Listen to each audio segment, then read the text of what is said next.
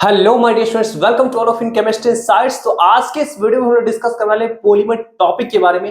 Polymer topic आपको एक बहुत ही ज्यादा इंपॉर्टेंट टॉपिक है। जेईई मेंस में हर बार इससे क्वेश्चन आते हैं, नीट में भी क्वेश्चन आते हैं एंड बोर्ड में तो आते ही आते हैं। बहुत ही सिंपल, बहुत ही आसान टॉपिक है और यहाँ पे कंप्लीट एक थ्योरेटिकल टॉपिक है। मतलब मैं जितने भी थ्योरी बताऊंगा आपको उसी से क्वेश्चन आएंगे, आपको कुछ एक्स्ट्रा पढ़ने की जरूरत नहीं है। यहाँ पे एक बहुत इंपॉर्टेंट बात यह है कि आपको यहाँ पे सिर्फ और सिर्फ एनसीईआरटी का एक एक लाइन बाय लाइन आप अच्छी तरीके से ध्यान में रख लेंगे तो आपको ये चैप्टर समझ में भी आ जाएगा और आपको इस चैप्टर से रिलेटेड क्वेश्चन भी बन जाएंगे। ठीक है, तो चलिए वीडियो सेशन को स्टार्ट करते हैं। वीडियो पसंद आ जाए तो प्लीज लाइक कर दीजिएगा, अपने दोस्तों में शेयर कर दीजिएगा और अगर आप हमारे चैनल पे पहली बार आ रहे हैं तो प्लीज सब्सक्राइब कर लीजिए ताकि आपको आने वाली वीडियोस के रेगुलरली अपडेट्स मिलते रहेंगे। तो चलिए वीडियो को स्टार्ट करते हैं।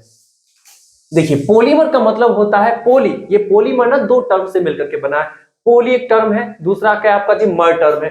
पॉली का मतलब होता है मैनी, मर का मतलब होता है यूनिट। मतलब ऐसा कंपाउंड जिसमें बहुत सारा नंबर ऑफ यूनिट्स होगा और वो भी क्या होगा, यूनिट्स होगा ना एक जैसा होगा। क्लियर बात, ठीक है ना, एक जैसा होगा या फिर बोल सकते हैं कि दो तीन डिफरेंट टाइप्स का होगा बट उसका टाइप्स जो होगा लगातार रिपीटेशन में होगा। ठीक है ना, लगातार रिपीटेशन में बस एक के बाद एक के बाद एक बिल्कुल सिमिलर सिमिलर टाइप का आता जाता होगा। ठीक है ना। चलिए, ये बातें आपको समझ में आ गई। अब इसके एग्जांपल की मैं बात करूं, जैसे पीवीसी का सुने होंगे, पॉलीविनाइल क्लोराइड नाम तो सुने होंगे ना, पीवीसी का पाइप आता है। बेकेलाइट का तो सुने होंगे ना, बेकेलाइट जो सीडी के डिस्क में इस्तेमाल किया जाता है। ठीक है ना, क्लियर बात, क्या फिर बहुत कुछ में इस्तेमाल किया जाता है। बेकेलाइट का इस्तेमाल चूड़ी में भी किया जाता है, लाठी जो होता है ना, वहां पे भी किया जाता है बेकेलाइट का इस्तेमाल। ठीक है, कॉम में किया जाता है, कॉम कंघी में किया जाता है। ठीक है ना, आप जानते होंगे। फिर देखिए हमारे पास इसका ढक्कन भी क्या आपका जी ये पॉलीमर का एग्जांपल है। पॉलीथीन का नाम सुनेंगे, पॉलीमर का एग्जांपल है। ऐसे बहुत सारे ऐसे कंपाउंड्स हैं हमारे सराउंडिंग्स में जो पॉलीमर के एग्जांपल होते हैं और उसके बारे में हम लोग को पढ़ना है कि कितने तरीके के पॉलीमर्स होते हैं, किस किस टाइप के होते हैं, सबके बारे में अच्छी तरीके से यहाँ पे स्टडी करना है। ठीक है, तो चलिए स्टार्ट करते हैं। पॉलीमर का मतलब आप समझ गए कि पॉली मींस क्या होता है मैनी, मर का मतलब होता है यूनिट। मतलब ऐसा कंपाउंड जिसमें आपको एक ही तरीके का या फिर कुछ सर्टेन टाइप्स के यूनिट्स का रिपीटिशन होगा। ठीक है ना, रिपीटिशन होगा और उसका मॉलिक्यूलर मास क्या होता है बहुत ज्यादा हुआ करता है। यहां पे देखिएगा, it is defined as the very large molecule having high molecular mass. और मॉलिक्यूलर मास क्या होगा, 10^3 से लेकर के 10^7 यू तक होगा। यू का मतलब होता है आपका जी यूनिट। देखिए ध्यान से, यू का मतलब होता है 1 यू का मतलब होता है आपको 1.66 इंटू 10^-24 ग्राम। ये बातें आपको समझ आ रही है। अरे वही बिल्कुल एएमयू की बात करते हैं ना, एएमयू का ही आपका क्या है जी, ये यू लिखाता है। ठीक है ना, चलिए आगे बढ़ते हैं। It is formed by the repetition of many small units. ये बहुत छोटे छोटे यूनिट्स के रिपीटिशन के कारण बनता है और चूंकि ये बड़ा मॉलिक्यूल होता है ना, इसलिए इसका नाम होता है क्या, मैक्रोमोलिक्यूल। ठीक है, ये आपका इसका नाम क्या होता है, मैक्रोमोलिक्यूल होता है। ठीक है, फिर देखिएगा the process of formation of polymers by respective monomers is called polymerization। मतलब छोटे छोटे मोनोमर, मोनोमर कहने का सेंस क्या होता है, स्मॉल यूनिट, सिंगल यूनिट। अब जरा एग्जांपल में देखिएगा, जैसे इथीन की बात करते हैं, ये क्या आपका इथीन है, ये आपका क्या है जी, ये है आपका इथीन। नाम तो सुने होंगे इथीन का। तो ये हो गया मोनोमर, मतलब सिंगल यूनिट है। अब इसको पॉलीमेराइज करेंगे। अब पॉलीमेराइजेशन कैसे किया था उसके प्रोसेस के बारे में हम बाद में डिस्कस करेंगे। अभी फिलहाल समझिए कि इसके सिंगल यूनिट को आप पॉलीमेराइज करेंगे, मींस बहुत सारे एन आपका मॉलिक्यूल्स को ले आए और उसको एक साथ पॉलीमेराइज करेंगे। ये कुछ इस प्रकार का बोल सकते हैं स्ट्रक्चर देगा, या फिर बोल सकते हैं कि ऐसा ऐसा। देखिए, एक इथीन वाला यूनिट यहां हो गया, एक यहां हो गया, एक यहां हो गया और ऐसे लगातार आपका क्या होगा जी, होगा दोनों तरफ। ठीक है ना, बड़े लंबे से चैन बनेंगे। ठीक है, तो ये क्या कहलाता है, पॉलीथीन कहलाता है। पॉलीथीन नाम तो सुने होंगे ना पॉलीथीन का, पॉलीथीन। और वही जिसमें हम लोग क्या करते हैं, सब्जी वगैरह लाते हैं खरीद करके, समझे ना, पॉलीथीन। चलिए क्लासिफिकेशन की बात करते हैं। तो क्लासिफिकेशन का टाइप्स अलग अलग होता है, मींस बेसिस अलग अलग होता है।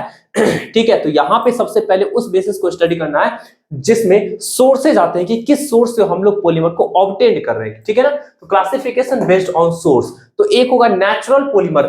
नेचुरल पॉलीमर कहने का सेंस क्या होता है ना, जो कंप्लीट नेचुरल हो, जो बिल्कुल क्या होगा, ऑर्गेनिक हो, जो एनिमल से प्लांट से ऑब्टेन की जाते हैं। और उसके एग्जांपल में आप देख सकते हैं कि प्रोटीन हो गए, सेल्यूलोज हो गए, स्टार्च हो गए, रेजिन हो गए। ठीक है ना, ये सब जो आपको एग्जांपल्स हैं, जैसे प्रोटीन हमारे बॉडी में है वो कंप्लीट नेचुरल है। ठीक है ना, सेल्यूलोज हो गए, स्टार्च हो गए, रेजिन हो गए, ये कंप्लीटली क्या होता है ना, आपको एनिमल से एंड प्लांट से ऑब्टेन्ड होते हैं। जैसे देख सकते हैं सेलुलोज तो आपको प्लांट से ऑब्टेन्ड होता है, स्टार्च भी प्लांट से ऑब्टेन्ड होता है, प्रोटीन हमारे ह्यूमन बॉडी से भी ऑब्टेन्ड होता है और प्लांट से भी ऑब्टेन्ड होता है। तो ये सब के सब क्या कहलाएंगे आपका जी, नेचुरल पॉलीमर कहलाएंगे, ठीक है ना। सेमी सिंथेटिक की बात करते हैं, सेमी का मतलब क्या होता है, हाफ, आधा, ठीक है ना, क्लियर बात। तो सेमी सिंथेटिक की बात करते हैं तो इसमें सिंपल बात है, नाम से कुछ स्पष्ट हो रहा है कि इसको ह्यूमन ही बनाएंगे, लेकिन कैसे बनाएंगे, तो नेचुरल पॉलीमर का इस्तेमाल करके बनाएंगे, समझे ना, नेचुरल पॉलीमर का इस्तेमाल करके जो बनाएंगे ह्यूमन, वो क्या कहलाएगा, सेमी सिंथेटिक कहलाएगा। इसमें देख सकते हैं, it is made by human by the help of natural polymer, और वो क्या हो सकता है, जैसे सेलुलोज एसीटेट, मतलब सेलुलोज का इस्तेमाल कर करके हम लोग एसीटेट के साथ रिएक्शन करा के बनाएंगे सेलुलोज नाइट्रेट एटीसी। ऐसे ऐसे बहुत सारे आपको कंपाउंड्स मिलेंगे, पॉलीमर कंपाउंड, जो कि क्या होता है ना, वो बिल्कुल सेमी सिंथेटिक होते हैं। मींस हाफ क्या होगा, आधा क्या होगा नेचुरल होगा और आधा क्या होगा मैन मेड होगा। मतलब आप सीधा समझ लीजिए, नेचुरल पॉलीमर का इस्तेमाल करके जो पॉलीमर बनाए जाते हैं ना, वो क्या कहलाएंगे, सेमी सिंथेटिक कहलाएंगे। नेक्स्ट आप देख सकते हैं सिंथेटिक पॉलीमर। सिंथेटिक कहने का सेंस है जो कंप्लीट क्या होगा आपका जी, ह्यूमन के द्वारा बनाया जाएगा, है ना। It is made by human, जैसे प्लास्टिक हो गया या फिर पॉलीथीन जिसको कहते हैं। नायलॉन 66 नाम तो सुने, नायलॉन का रस्सी सुने होंगे ना। चलिए बूना एस होता है, ठीक है। तो ऐसे ऐसे बहुत सारे ऐसे कंपाउंड है जो आपको क्या होंगे, सिंथेटिक होते हैं। सिंथेटिक कहने का सेंस है बिल्कुल कंप्लीटली इसको ह्यूमन बनाएंगे, ठीक है ना। तो चलिए हम लोग अब नेक्स्ट मूव करते हैं, नेक्स्ट क्लासिफिकेशन पे मूव करते हैं। तो चलिए अब हम लोग चलते हैं classification based on structure. Means structure के बेसिस पे क्या करेंगे, पॉलीमर को डिसाइड मतलब डिवाइड करेंगे कि किस किस पार्ट में होते हैं, किस तरीके के होते हैं, ठीक है। तो चलिए हमारे पास पहला है लीनियर पॉलीमर। लीनियर नाम से ही स्पष्ट हो रहा है, लीनियर इसका स्ट्रक्चर होगा, मींस लीनियरली आपका क्या होगा, इसका शेप होगा, ठीक है ना। तो यहां पे बोल सकते हैं लीनियर शेप का जो पॉलीमर होता है ना, जैसे हाई डेंसिटी का पॉलीथीन कंप्लीटली क्या होगा, लीनियर होगा, बिल्कुल इस तरीके का, मतलब ये कार्बन कार्बन कार्बन कार्बन इस प्रकार से होगा, लगातार होगा, जुड़ा हुआ, बिल्कुल स्ट्रेट चेन में होगा, ठीक है ना। उसी तरह से बात कर सकते हैं आप जी पॉलीविनाइल क्लोराइड, ठीक है ना, पॉलीविनाइल क्लोराइड। तो ये कुछ इस प्रकार के होते हैं आपको, ठीक है, बात समझ आ गई आपका जी, कि ऐसा आपको ऐसा पॉलीमर जिसका क्या होता है, शेप जो होता है ना बिल्कुल लीनियर होता है, वहां पे कोई क्रॉस लिंक नहीं होंगे, कोई ब्रांचेस नहीं होंगे, ठीक है, याद रखिएगा, बिल्कुल स्ट्रेट चेन होगा, ठीक है। चलिए, और ऐसे आपको क्या होगा जी, पॉलीमर का डेंसिटी एक्चुअली हाई हुआ करता है, समझे ना, क्योंकि जितने प्लेन होंगे उतना ज्यादा मॉलिक्यूल्स आपस में चिपकेंगे और उसका डेंसिटी क्या होगा, उतना ज्यादा हाई हुआ करेगा, ठीक है। चलिए नेक्स्ट हम लोग बात करते हैं जी ब्रांच्ड पॉलीमर की। ब्रांच्ड चेन पॉलीमर मतलब यहां पे बिल्कुल लीनियर जैसा ही रहेगा, बस कुछ कुछ ब्रांचेस होंगे निकले हुए, जैसे ये ब्रांच था, ये ब्रांच था। अब ये ब्रांच क्या करेगा ना, एक आपको चेन को दूसरे चेन से जोड़ के रखेगा, क्लियर बात है ना। ये कुछ ब्रांचेस हो सकते हैं निकले हुए, तो these polymers contain straight chain having some branch, ठीक है। लो डेंसिटी पॉलीथीन, पॉलीथीन ऐसा होगा जिसमें ब्रांचेस होंगे तो उसको बोलेंगे लो डेंसिटी, क्योंकि ब्रांचेस ज्यादा आने से थोड़ा सा कम चिपक पाएंगे और इससे डेंसिटी उसका क्या होगा जी, उतना ज्यादा बेहतर नहीं हो पाएगा, ठीक है। नेक्स्ट हम बात करते हैं क्रॉस लिंक्ड और नेटवर्क पॉलीमर। मिस यहां पे आपको ब्रांचेस की संख्या ज्यादा हो सकती है और इस कारण से नेटवर्क पॉलीमर का फॉर्मेशन करता है, ठीक है ना। तो यहां पे देख सकते हैं दीज आर यूजुअली कंटेन्स बाइफंक्शनल और ट्राइफंक्शनल मोनोमर्स। मोनोमर्स में सिंगल यूनिट जिसमें क्या रहेगा, दो फंक्शनल रहेगा, मींस आपका दो उसके पास वैलेंसी खाली रहेगा या फिर तीन वैलेंसी हो सकता है खाली रहेगा, ठीक है ना, क्लियर बात। Contains strong covalent bonds between various linear polymers, ठीक है ना, यहां पे स्ट्रॉन्ग कोवेलेंट बॉन्ड बनेगा, ठीक। इसके एग्जांपल की बात कर लेते हैं, बेकेलाइट होती है, मेलामाइन होती है, ऐसे से बहुत सारे एग्जांपल्स होते हैं, ठीक है ना। इसमें ब्रांचेस की संख्या ज्यादा होगा इसके कंपैरिजन में। और तो यहां पे देख सकते हैं बेकेलाइट का फॉर्मूला देख सकते हैं आपके पास, बेकेलाइट का फॉर्मूला ये कुछ इस प्रकार से, ये क्या है, बेकेलाइट है, बेकेलाइट। मैं इसके यूजेस के बारे में बताया हूं कि कॉम का फॉर्मेशन होता है इससे, है ना, सीडी के कैसेट जो होता है ना, कंप्यूटर का जो हार्ड डिस्क होता है उसका फॉर्मेशन होता है। बहुत सारे ऐसे चीजें हैं जिसका बेकेलाइट का इस्तेमाल करके फॉर्मेशन करते हैं। तो देख सकते हैं इसमें यहाँ पे एक वैलेंसी, यहाँ पे एक वैलेंसी खाली है, इसका संख्या n होगा। मेलामाइन की बात करते हैं तो मेलामाइन आपका ये है जिसमें यहाँ पे ये NH है, ये पूरा का पूरा एक रिंग है जिसमें यहाँ यहाँ यहाँ नाइट्रोजन है, बाकी यहाँ यहाँ यहाँ कार्बन है, ठीक है ना। यहाँ पे एक NH लगा हुआ है, इधर भी NH था लगा हुआ और इधर NH से आपका CH2 भी होगा निकला हुआ और ऐसे ऐसे N आपको यूनिट्स हो गए। कोई दिक्कत है किसी को भी, ठीक है। ये बातें आपको समझ में आ गई, क्रॉस लिंक्ड या फिर बोल सकते हैं ब्रांच वाली, ठीक है ना। तो आप लोग इसका स्क्रीनशॉट्स ले लीजिएगा, ठीक है, मैं हट जाता हूं। चलिए आप लोग इसका स्क्रीनशॉट ले लीजिएगा। हम लोग अब आगे नेक्स्ट पार्ट पर मूव करते हैं। अब हम लोग नेक्स्ट क्लासिफिकेशन को मूव करते हैं। यहाँ पे देखिएगा classification based on polymerisation, means किस किस तरीके से पॉलीमराइज किया जाता है उसका आपका यहाँ पे क्लासिफिकेशन है। याद रखिएगा, मैं जितने भी आपको पॉइंट्स में बताऊंगा आपको क्वेश्चन उसी से रहेंगे, आपको जेईई मेंस में भी, नीट में भी एंड बोर्ड में भी। आपको मैं जितने बता रहा हूं ना, इससे बिल्कुल भी एक भी आपको टॉपिक बाहर से नहीं पूछे जाएंगे। और ये पॉलीमर का क्लास आपको 2 क्लासों में फिनिश करूंगा। आज का ये फर्स्ट क्लास और दूसरा आपको कल भी देंगे क्लास, और पूरा का पूरा पॉलीमर फिनिश हो जाएगा, ठीक है ना। तो चलिए यहाँ पे देखिएगा जी, एडिशन पॉलीमर की बात करते हैं। 2 तरीके का है, एक होता है होमो पॉलीमर। होमो का मतलब होता है, देखिए होमो का मतलब ही होता है, होमो मींस क्या होता है, सेम सेम, और पॉलीमर समझ ही रहे। यहां पे क्या होगा, ऐसे आपको क्लासिफिकेशन में क्या होगा ना कि आपको जितने भी पॉलीमर मिलेंगे वो सब के सब आपको सेम टाइप के यूनिट के कारण रिपीटेशन होंगे, ठीक है ना। मतलब सेम टाइप के यूनिट के कारण बने होंगे वो, मतलब सेम टाइप के यूनिट के रिपीटेशन की वजह से बने होंगे। तो यहाँ पे देख सकते हैं containing same type of monomers, मतलब जितने भी आपको यूनिट्स होंगे वो सारा का सारा बिल्कुल सेम होगा। जैसे मैं पॉलीथीन की बात करता हूं, उसमें इथीन का रिपीटेशंस होता है, ठीक है ना। क्लियर बात। चलिए हम लोग अब आगे बढ़ते हैं, कोपॉलीमर की बात करते हैं। कोपॉलीमर कहने का सेंस क्या होगा आपका जी, यहाँ पे 2 या फिर 2 से अधिक तरीके के मोनोमर्स के रिपीटेशन के कारण हो सकते हैं, ठीक है ना। यहाँ पे बोल सकते हैं कंटेनिंग 2 और more different types of monomers, ठीक है। क्लियर बात। चलिए तो यहाँ पे देख सकते हैं, एक हमारे पास क्या है 1,3-ब्यूटाडाइईन। यहाँ पे देख सकते हैं, यहाँ पे डबल बॉन्ड, यहाँ पे डबल बॉन्ड है ना। तो फर्स्ट पे है और थर्ड पे है, कोई दिक्कत है तो 1,3-ब्यूटाडाइईन। और इसको हम लोग बोलते हैं स्टाइरीन, मींस बेंजीन से जब कोई विनाइल ग्रुप लग जाएगा तो उसको बोलते हैं स्टाइरीन। अब इन दोनों को कोऑर्डिनेशन कराएंगे तो यहाँ पे देख सकते हैं कि ये वाला जो पोजीशन है, ये वाला जो आपको पोजीशन है वो इससे जाके जुड़ जाएगा, ठीक है ना। तो जुड़ जाएगा तो देख सकते हैं, यहाँ पे देखिएगा, यहाँ पे ध्यान से, ये वाला आपको स्टाइरीन का ये पूरा का पूरा पार्ट क्या हो गया आपका जी, स्टाइरीन का हो गया। कोई दिक्कत है किसी को भी। और इधर वाला पार्ट आपका किसका हो गया, इसका हो गया, ठीक है ना। रिएक्शन में जब बताऊंगा तो मैं आपको बताऊंगा कि किस प्रकार से रिएक्शन हुआ करते हैं। बस अभी इतना समझ लीजिए कि इसका पार्ट यहाँ पे है और इसका पार्ट यहाँ पे है, और ऐसे ऐसे आपको एन टाइम्स होंगे, ठीक है ना। एन टाइम्स यहाँ पे होंगे। इसका नाम होता है बूना एस। एस क्यों लिखा गया है, क्योंकि इसमें स्टाइरीन है, स्टाइरीन का पार्ट है, इसलिए इसका नाम रखा गया आपका जी बूना एस। कोई दिक्कत है किसी को भी, इसको क्या बोलेंगे जी, बूना एस। चलिए अगर इसके पूरे नेम की बात करेंगे तो इसका पूरा नेम क्या होता है उसको भी जरा सा देख लेते हैं हम लोग, ठीक है ना। इसका पूरा नेम होता है ब्यूटाडाइईन स्टाइरीन कोपॉलीमर, इसको बोला करते हैं। तो आप देख सकते हैं यहाँ पे स्टाइरीन का एस लिया गया है, इसलिए इसको बोलते हैं बूना एस। कोई दिक्कत किसी को भी। चलिए हम लोग नेक्स्ट बात करते हैं क्लासिफिकेशन की ओर। मिस क्लासिफिकेशन पॉलीमराइजेशन के बेसिस पे था, ठीक है ना। तो उसका हम लोग पहले देख लिए एडिशन। एडिशन में क्या था कि 2 को सिंपली ऐड कर दिए। और अब यहाँ पे हम लोग बात करेंगे कॉन्डेंसेशन, ठीक है ना। कॉन्डेंसेशन की बात करेंगे। कोई दिक्कत है, ये वाला पार्ट इसका नहीं है, मैं पहले बता रहा हूं, ठीक है ना। इसको मतलब ध्यान दीजिएगा।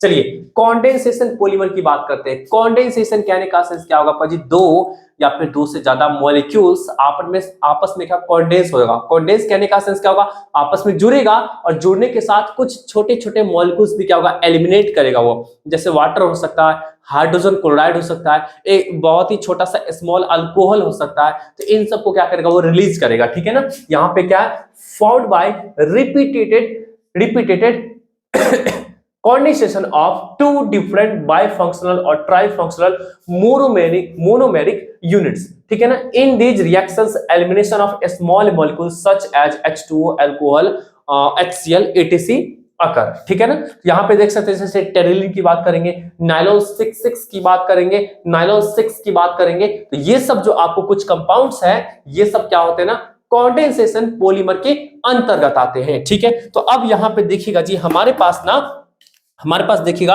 एक ये कंपाउंड है, उसी का मैं एग्जांपल में लिया हूं। अभी एक कंपाउंड है, यहाँ पे देख सकते हैं 6 ठो बीच में क्या होगा, मिथाइलिन ग्रुप है, CH2 ग्रुप है, और दोनों तरफ क्या आपका NH2 है। और अब यहाँ पे देखिए हमारे पास इस कंपाउंड में भी क्या है, 6 ठो टोटल कार्बन है, एक यहाँ है, 4 ठो यहाँ पे है और एक यहाँ है। तो 6 है। अब देखिएगा इसको इसके साथ कंडेंस कराएंगे तो इसका हाइड्रोजन और इसका OH आपस में निकल जाएगा, तो देख सकते हैं वाटर मॉलिक्यूल निकला है। उसी तरह से इसका हाइड्रोजन और इधर वाले जो आपको होंगे जो भी होंगे इसी तरह के कंपाउंड उसके साथ निकल जाएगा। तो वहां पे देख सकते हैं, यहाँ पे देखिएगा एक हाइड्रोजन इसका निकल गया हो तो यहाँ पे NH, यहाँ पे एक हाइड्रोजन निकल चुका है तो यहाँ पे NH, ठीक है ना। यहाँ पे OH निकल चुका है, बचा है क्या पास CO, देख सकते हैं CO बचा है, ठीक है ना। इसके बाद देखिएगा CH2 का होल 4, यहाँ से भी OH निकल चुका होगा तो देखिए यहाँ से OH गायब है। क्लियर बात। तो चलिए यहाँ पे ना इसको क्या बोला करते हैं, नाइलॉन 66, नाइलॉन नाम के ऊपर है। इसके बाद इसके बारे में बाद में डिस्कस करेंगे। अभी हमको 66 के बारे में जानना है। तो 6 इसलिए बोलते हैं क्योंकि 6 कार्बन यहाँ पे, और आपको क्या होगा जी बोल सकते हैं क्या कि 6 कार्बन यहाँ पे भी, 1 और 4 यहाँ पे, और आपका बोल सकते हैं क्या एक यहाँ पे, तो टोटल 6 हो गया कार्बन, इसलिए इसको बोला करते हैं नाइलॉन 66, ठीक है ना। तो ये हम लोग समझ ले क्लासिफिकेशन बेस्ड ऑन पॉलीमराइजेशन। अब चलिए हम लोग आगे बढ़ते हैं नेक्स्ट क्लासिफिकेशन की और मूव। तो चलिए अब हम लोग लास्ट पार्ट पे आ गए आज के सेशन का, ठीक है। तो यहाँ पे देखिएगा हमारे पास लास्ट है ये क्लासिफिकेशन का 4th number, classification based on molecular forces, means polymers में किस किस तरीके के फोर्स लगते हैं उसके बेसिस पे यहाँ पे क्लासिफाई किया गया है। तो पहला है इलास्टोमर, देखिए नाम से ही स्पष्ट हो रहा है, इलास्टोमर। इलास्टो मींस क्या, elastic property, elastic property means क्या, खींचने पे खिंचाएगा वो, लंबा होगा, समझे ना। मर्स मींस होता है क्या, यूनिट, है ना। तो कहने का सेंस है ऐसे पॉलीमर जहां पे उसके पास रबर के जैसा प्रॉपर्टीज होगा, खींचेगा तो लंबा होगा, छोड़ेगा तो फिर से वापस से सिक्योर करके ओरिजिनल शेप में ले लेगा। यहां बोल सकते हैं these polymers have rubber like elasticity, जिस प्रकार से रबर को खींचते हैं तो लंबा होता है, छोटा होता है ना। These polymers chains are held together by weakest intermolecular forces, देखिए कमजोर फोर्स रहता है लेकिन इसीलिए इसको खींचते हैं तो लंबा हो जाता है। स्ट्रॉन्ग फोर्स रहेगा तो लंबा होने देगा क्या, नहीं होने देगा, ठीक है ना। तो यही चीजें हैं कि इंटरमॉलिक्यूलर फोर्स रहेगा स्ट्रॉन्ग होगा, जैसा कि सॉरी वीक होगा, जैसा कि आपका होता है वान वाल फोर्स। तो वान वाल फोर्स की तरह ये हेल्ड रहता है, जिस कारण से क्या होता है ना, आपको इसको खींचेगा तो लंबा होगा, छोड़ेगा तो फिर से सिकुड़ जाएगा, ठीक है। These weak binding force permits the polymers to be stretched, और यही बाइंडिंग फोर्स क्या करता है, पॉलीमर को परमिट करता है स्ट्रेच होने के लिए, लंबा होने के लिए, ठीक है ना। इसके एग्जांपल की बात करें, बूना S, बूना N का मतलब क्या होता है आगे आने वाले लेक्चर में आपको बताएंगे, ठीक है ना। नियोप्रीन, ये सब एक ऐसा आपको अच्छा याद रखिएगा कि मैं जितने भी एग्जांपल बताता हूं यही तो इंपॉर्टेंट है, किस कैटेगरी से लाई करता है ना, आपको ऐसे करके क्वेश्चन आते हैं, ठीक है ना। चलिए ये बात आपको समझ में आई कि किस कैटेगरी से लाई करते हैं उस तरीके के क्वेश्चंस आते हैं। कल के लेक्चर में आपको मैं दिखाऊंगा, बहुत सारे क्वेश्चंस दिखाऊंगा, फटाफट में आपको आंसर भी बनाऊंगा, यहाँ पे बताऊंगा कि कैसे कैसे क्वेश्चन को किए जाते हैं, ठीक है ना। तो चलिए यहाँ पे देखिएगा नेक्स्ट में बात करता हूँ फाइबर में समझ रहे हैं ना, फाइबर लाइक स्ट्रक्चर, ठीक है ना, बिल्कुल रेसा टाइप का, जैसे धागा के शेप का। अब फाइबर है भाई तो स्ट्रॉन्ग तो होगा ही। तो जैसे आप बात करेंगे नायलॉन की बात करेंगे, टायर बनता है ना, नायलॉन का रस्सी भी होता है ना, ठीक है ना, कितने स्ट्रॉन्ग होते हैं बताइए। नायलॉन का टायर बनता है, साइकिल का हो गया या फिर हमारे बाइक का हो गया, फिर ट्रक का हो गया, सब नायलॉन के बनते हैं टायर, ठीक है ना। तो टायर हो गए, ठीक है। आपको बोल सकते हैं क्या, पॉलिस्टर के धागे होते हैं ना, जिससे कपड़ा सिलाई की जाती है, पॉलिस्टर के धागे काफी स्ट्रॉन्ग होते हैं। कॉटन के भी धागे होते हैं लेकिन उतने स्ट्रॉन्ग नहीं होते जितने पॉलिस्टर के धागे हुआ करते हैं, ठीक है। तो चलिए यहाँ पे बोल सकते हैं क्या, fibres are the threads forming solids, ठीक है ना। ये कुछ ऐसे हैं जो थ्रेड के फॉर्मेशन के लिए काम आता है, ठीक है ना। Which possesses high tensile strength and high modulus, पढ़े हुए क्लास 11th में मॉडुलस, ठीक है ना। तो हाई टेंसाइल स्ट्रेंथ, खींचेगा तो जल्दी टूटेगा नहीं, ठीक है ना, इसको, ठीक है। फिर बात कर सकते हैं जी, it possesses strong intermolecular force like hydrogen bonding, इसमें क्या होगा, hydrogen bonding strong intermolecular force के रूप में होता है। इसका एग्जांपल देख सकते हैं नायलॉन 66 पॉलिस्टर, जिसको हम लोग टेरिलिन भी कहते हैं। क्लियर बात। चलिए आगे बढ़ते हैं, नेक्स्ट बात करते हैं थर्मोप्लास्टिक, थर्मो मींस टेम्परेचर, ठीक है ना, टेम्परेचर देंगे ये पूरा का पूरा सॉफ्ट हो जाएगा, छोड़ देंगे कूल करेंगे तो फिर से हार्ड हो जाएगा, फिर से टेम्परेचर देंगे सॉफ्ट हो जाएगा, फिर से कूल करेंगे हार्ड हो जाएगा। ऐसा ही कुछ क्या होगा, आपका पॉलीमर होगा। तो आपने कई सारा देखा होगा एग्जांपल, जिसमें बात करता पॉलीथीन की, पॉलीथीन बेस्ट एग्जांपल है आपके सामने में, आप देखेंगे उसको जैसे ही हीट मिलेगा तो सॉफ्ट, ठीक है ना, और फिर क्या होगा, जैसे ही कूल करेंगे तो हार्ड हो जाएगा, फिर से हीट करेंगे सॉफ्ट हो जाएगा। पॉलीथीन हो गया, पॉलीस्टाइरीन हो गया, पॉलीविनाइल हो गया, है ना। तो ये सब जो होते हैं ना, ये सब इसी में आपको आते हैं। और इनके बीच जो आपको फोर्स ऑफ अट्रैक्शन की बात करेंगे ना, तो उतने स्ट्रांग नहीं होते, मॉडरेटली स्ट्रांग होंगे। कहने का सेंस है ये वीक है, यहाँ पे स्ट्रांग है, तो दोनों के बीच के होंगे, ठीक है ना। और यहाँ पे जो क्रॉस लिंक्स होता है ना, क्रॉस लिंक्स वो थोड़ा सा कम होता है, ठीक है ना। क्लियर बात। चलिए ये बातें आपको समझना है। क्रॉस लिंक कहने का सेंस है ब्रांचिंग, ब्रांचिंग थोड़ा सा कम हुआ करता है, ठीक है, बहुत ज्यादा नहीं होगा। और कुछ ऐसा है ना कि आप इसको हीट करेगा तो ब्रांचिंग टूटेगा, फिर वापस में जुड़ भी जाएगा, ठीक है। लेकिन इस केस में ऐसा नहीं होगा। यहाँ पे बहुत सारे क्रॉस लिंक्स होते हैं और एक बार उसको आप हीट कर दिए ना, देख सकते हैं थर्मोसेटिंग पॉलीमर। थर्मोसेटिंग मींस क्या, एक बार हीट कर दिया, हार्ड हुआ, बात खत्म। दोबारा से उसको आप हीट करेंगे तो सॉफ्ट नहीं हो पाएगा वो, मतलब एक बार आप इस्तेमाल किए, खत्म, ठीक ठीक है। तो यहाँ पे क्या, these polymers are cross linked, these polymers are cross linked and heavily branched molecules, जिसके पास बहुत सारे नंबर ऑफ ब्रांचेस होंगे। जैसे हीट करेंगे ब्रांच टूटेंगे और दोबारा से जुट नहीं पाएंगे, ठीक है ना। Which on heating undergo extensive cross linking in moulds, ठीक है ना, वो टूट जाएंगे, क्रॉस लिंकिंग जो होते हैं टूट जाएंगे। And again become infusible, infusible means क्या, दोबारा से उसको आप फ्यूज नहीं कर सकते हैं, ठीक है ना, उसको मेल्ट नहीं कर सकते हैं, ठीक है ना। These can not be reused, जैसे बेकेलाइट हो गया, चोरी का लहठी देखे ना, लहठी, ठीक है ना, या फिर कॉम में देखे ना, कॉम कंघी देखे ना, ठीक है ना, उन सबको आप क्या करिएगा, हीट कर करके आप पूरी तरह से वो कर दिया उसको क्या बोलते हैं, मेल्ट कर दीजिएगा, दोबारा कूल करेगा। तो अब जो उसका हीट करिएगा ना, सॉलिड के फॉर्म में जो बना उसको हीट करेगा, तो वो दोबारा से आपका वो सॉफ्ट नहीं हो पाएगा, ठीक है ना। यूरिया फॉर्मल्डिहाइड, रेजिन, ये सब हो गए। तो आप लोग जल्दी से इसका स्क्रीनशॉट लीजिए, ले चुके होंगे, ठीक है। तो आपको ये काफी छोटा लेक्चर था, ठीक है ना, काफी छोटा लेक्चर था। तो यहां से हम लोग क्या सीखे, क्लासिफिकेशन ऑफ पॉलीमर्स के बारे में ये एक पार्ट सीख लिए। नेक्स्ट लेक्चर में हम लोग बात करेंगे कैसे रिएक्शन करके कंपाउंड का फॉर्मेशन करता है, और फिर कुछ यूजेस की बात करेंगे। बस बात खत्म। ये चैप्टर में बहुत आसान रहेगा। कल के ही वीडियो लेक्चर में क्या करेंगे, कुछ जेईई मेंस में क्वेश्चन पूछे हुए उसको हम लोग डिस्कस करेंगे। देखिए कितने आसान आसान क्वेश्चन पूछे हुए और कैसे इसके आंसर को देना है, मतलब इसको आंसर देना है कैसे हम लोग सीखेंगे, ठीक है। चलिए मिलते हैं नेक्स्ट वीडियो सेशन में। वीडियो सेशन कैसा लगा प्लीज मुझे कमेंट करके बता दीजिएगा। ऐसे अमेजिंग वीडियो के लिए मेरे चैनल को सब्सक्राइब कीजिए।